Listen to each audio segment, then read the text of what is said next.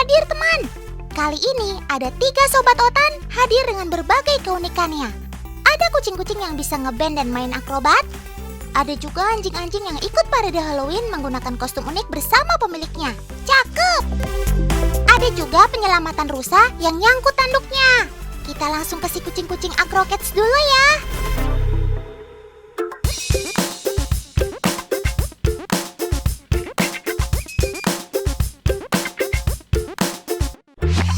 Widih, sobat Otan lagi ngeband sob. Ayo goyang. Asik. Ada yang atraksi segala. Lewatin halang rintang, palang tunggal.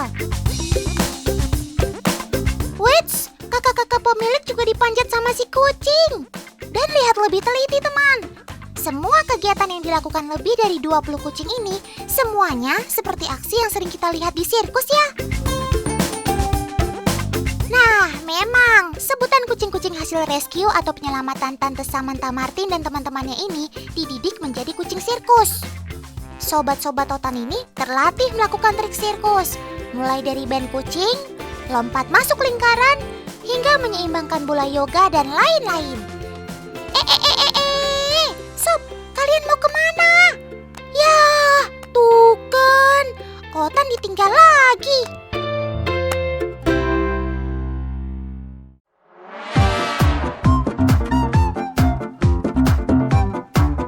Hai, Sob, kalian lagi ngapain sih? Kok Otan gak diajak-ajak?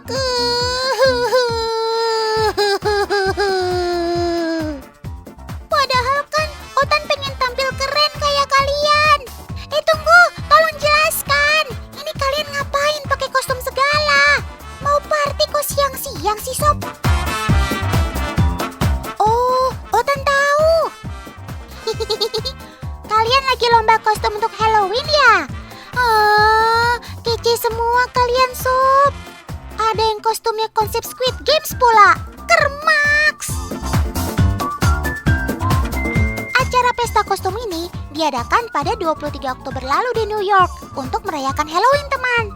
Makanya Otan gak bisa ikutan. Otan belum beli tiket pesawat ke New York. Tapi di parade anjing Halloween Pumpkin Square ini bukan cuma anjingnya saja yang dandan. Tuh lihat, pemiliknya gak kalah kece kok. Masih belum berasa unik? Nih lihat deretan anjing plus pemiliknya ini. Mundur Om Editor. Nah, ada anjing dan si pisang pemiliknya. Cakep!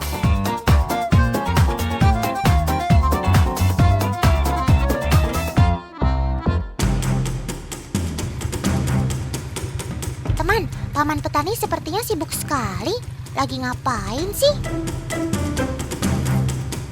Oh, tidak! 2 ekor rusa di Texas, Amerika Serikat ini tanduknya nyangkut, teman. Wah. Pasti mereka habis laga tanduk nih. Habis berantem nih. Lain kali kalian jangan berantem lagi ya. Kasian kan Paman Petani, setengah mati berusaha memisahkan tanduk kalian. Syukurlah akhirnya kedua tanduk rusa lepas dan rusa bebas kembali ke alamnya. Paman Petani memang kermaks, keren maksimal.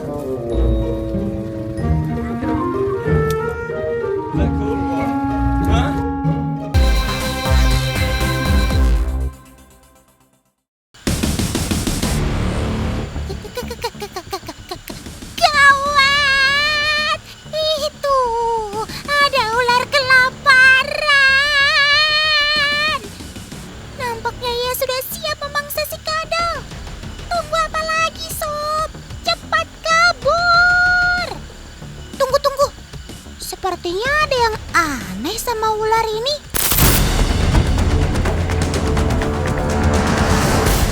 Astaga! Ia berhasil melahap kadal itu, teman. Sebentar deh. Otan masih merasa ada yang aneh nih. Dari Dari cara ia makan, rahangnya tidak selentur ular saat melahap mangsanya. Tapi tubuhnya persis ular kok. Ya ampun! Iya, Otan baru ingat sekarang. Siapa sobat yang sedang lahap makan itu? Ayo, teman di rumah ada yang tahu? Aha! Gimana kalau kita main tebak-tebakan juga sama kakak-kakak artis? Kira-kira jawaban mereka ada yang benar nggak ya? Udah pasti ular modelnya kayak gini. Ular bayi. Baby. Oh, baby. Baby ular. Tapi kalau dia bilang ular, kayak aku nggak pernah ngeliat ular jenis ini sih. Tapi kalau wajahnya tidak menunjukkan kepada ular ya, cuma bentuknya doang. Tapi kalau menurut aku sih ini kayaknya kadal. Coba dilihat-lihat lagi, Kak. Biar makin yakin sama jawabannya. Boleh loh sambil dipegang. Wih, lihat tuh udah merinding bulu kuduk. Enggak berani, aku enggak berani. Oke deh, ternyata hampir semua jawabannya salah nih. Dan ternyata jawabannya adalah kadal. Kadal pensil dari Papua. Kadal pensil asli dari Papua ya, Kak? Yeay, selamat Om Vicky. Sudah sangat tepat menjawab tebak-tebakan dari Otan. Yippee! Aku kadal dan ini adalah kadal pensil dari Papua.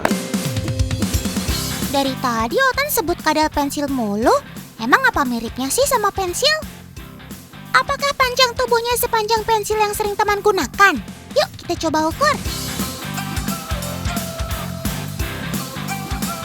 Panjang pensil ini 17 cm. Lalu bagaimana dengan panjang kadal pensil aslinya ya?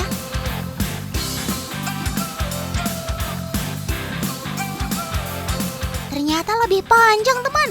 Kurang lebih 37 cm. Nah, kadal tanpa kaki ini hanya bisa tumbuh sepanjang 50 sampai 60 cm aja kok. Walah, ternyata bentuk mulutnya yang runcing ini loh membuat Sobat Otan disebut mirip ujung pensil. Ada-ada aja kamu sob. Paman editor, tolong ulang gambar yang tadi ya. Otan gak salah lihat nih. Wah, betul teman. Selain mirip ular, kadal pensil atau disebut dengan kadal Burton ini tingkah lakunya juga seperti tokek. Reptil yang tersebar di Papua hingga Australia ini menjilat mata dengan lidahnya sendiri. Bentuk lidah yang bercabang dua ini menyapu semua kotoran dan debu di matanya. Sebab mata kadal pensil dilapisi membran tipis yang harus selalu dijaga kebersihan dan kelembapannya. Selain itu, kadal diurnal ini tidak mempunyai taring. Mulutnya tersusun dari gigi-gigi kecil yang hampir tidak terlihat. Oh iya, kadal kecil ini tidak memiliki racun kok teman, jadi sangat aman untuk dipegang.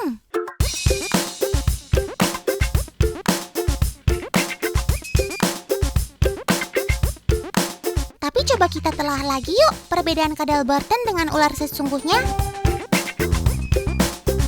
Umumnya, ular tidak memiliki kepala segitiga runcing seperti ini teman. Kadal tanpa kaki ini juga mempunyai kelopak mata yang bisa bergerak, tapi tidak bisa kita temui pada ular manapun. Coba perhatikan teman, meski sama-sama bersisik, garis-garis sisik kadal terlihat lebih halus. Nah ini salah satu perbedaan jelas kadal dan ular. Ia mempunyai lubang di dekat mata. Kira-kira lubang apa ya itu? Teman di rumah ada yang bisa tebak? Nah, jadi lebih jelas kan lubangnya? Udah ada yang tahu lubang apakah ini? Iya, betul sekali. Ini adalah lubang telinga. Lain halnya dengan ular yang tidak memiliki indera pendengar sama sekali. Tapi kadal mempunyai dua lubang telinga. Fungsinya tentu untuk mendengar. Jelas dong ya, pendengaran si kadal jauh lebih unggul dari ular. Karena umumnya ular mendeteksi gerakan lewat getaran.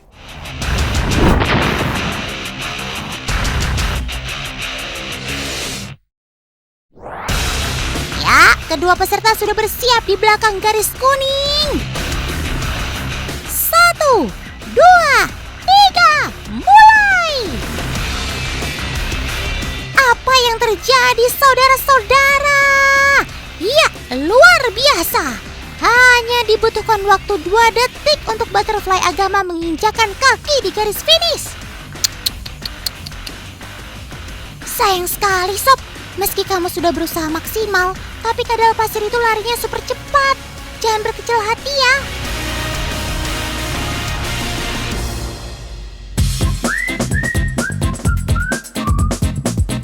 Teman, Otan dan Kawulan akan menunjukkan sesuatu untuk kalian semua nih.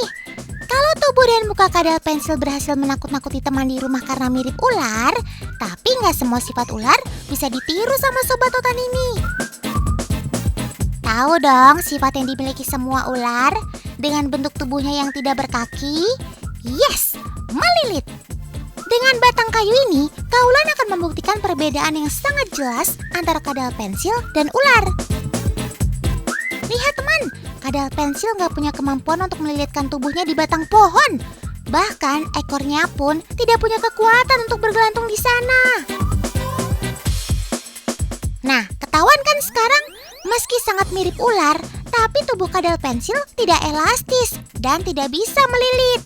Sob, badan sih boleh mirip ular, tapi kemampuan memanjat kamu mah kalah jauh sama Otan. Waduh, si kadal malah terpeleset tuh. Nah lo, meski senang hidup di pinggir sungai, sepertinya kadal ini tidak terlalu suka air. Selain tidak bisa berenang melawan arus air, ia juga langsung berenang mencari tepi sungai. Atau jangan-jangan kamu takut berenang karena airnya dingin ya, Sob? Coba kita tes ulang bareng Kawulan ya. Siapa tahu kamu jadi semangat berenang kalau ditemenin kakak cantik.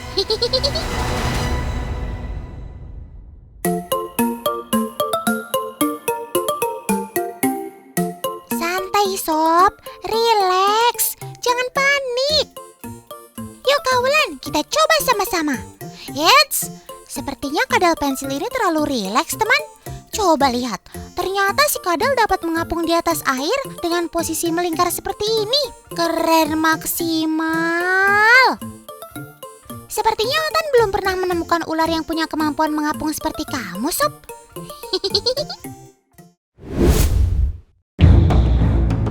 Loh. Ini kenapa guling-guling? Walah, ini kan keledai. Ternyata keledainya lagi mandi pasir, teman.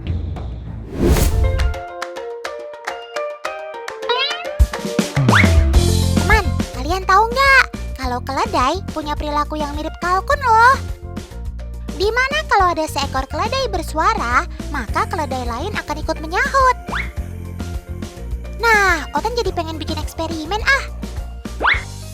Kalau kita pancing keledai ini dengan suara dari gawai alias handphone, kira-kira bagaimana ya?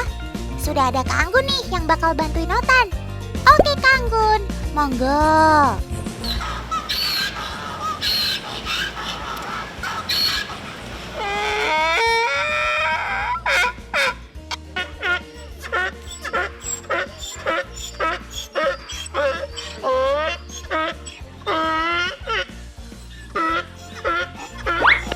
Wah, ternyata betul dugaan Otan. Keledainya pada latah tuh. Persis kayak kalkun. Kocak banget ya. Perilaku menggemaskan Sobat Otan ini tak lain tak bukan lantaran bersuara merupakan cara mereka berkomunikasi. Oleh karena itu, sekalipun itu hanya suara dari handphone, namun keledai tetap akan meresponnya seperti ini. Apalagi pendengaran keledai sangat tajam, terlihat dari kupingnya yang super besar seperti ini.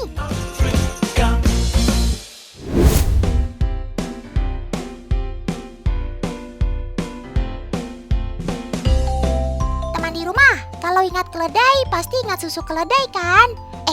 Itu mah susu kedelai ya.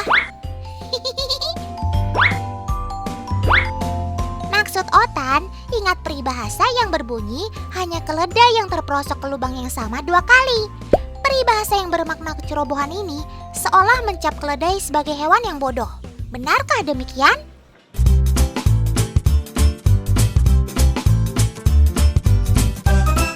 Nah, Otan dibantu Kak Anggun bakal mencari tahu jawabannya nih. Caranya adalah dengan membuat lubang tanah yang cukup dalam, kira-kira setengah meter.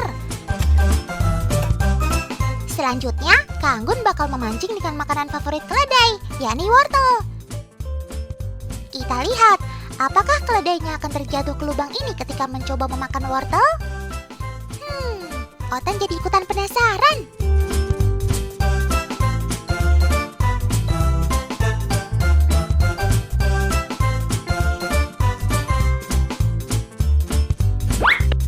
Wah, dia rupanya sadar akan keberadaan lubang tersebut, teman. Buktinya, dia tidak langsung memakan wortelnya. Sobat Otan ini justru menjadi waspada dan berhati-hati supaya tidak terperosok ke dalam lubang tersebut.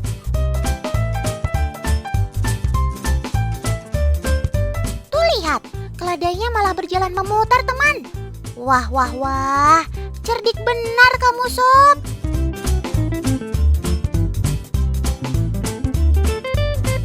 Coba Kak Anggun berpindah ke sisi yang satunya.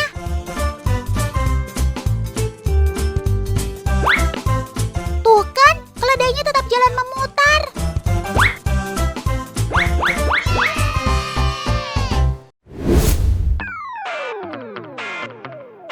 Jadi jelas ya sekarang, kalau keledai nggak sebodoh yang orang kira kok. Peribahasanya berarti kurang tepat ya. Keledai ternyata pandai kok. Teman di rumah, keledai termasuk famili Equidae. Hewan bernama latin Equus africanus asinus ini masih berkerabat dengan kuda dan zebra. Namun, secara fisik, keledai jauh lebih pendek. Tingginya hanya 1,5 meter. Teman, selain suara yang unik, sikap waspada penuh kehati-hatian rupanya sudah menjadi karakter dari si keledai loh. Gak percaya? Nih, Otan kasih buktinya. Kak Anggun akan membawa boneka harimau ini. Lalu membunyikan suara harimau dengan pengeras suara. Kita perhatikan reaksi si Donkey.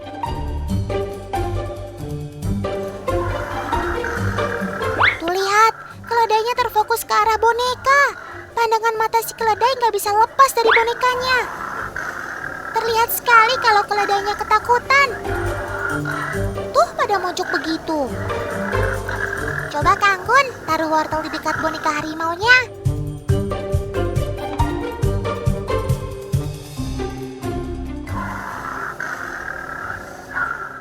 Tuh kan, keledainya bergeming. Mereka enggan makan wortel.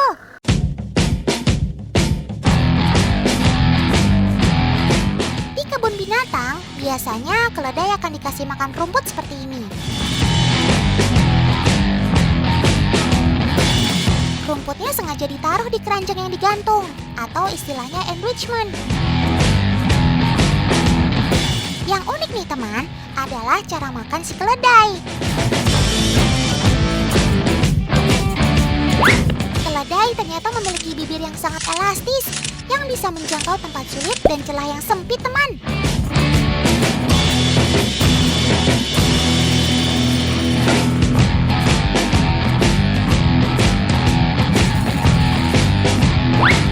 Bahkan, potongan kecil wortel yang terjatuh di tanah bisa keledai makan tanpa harus tercampur dengan tanahnya.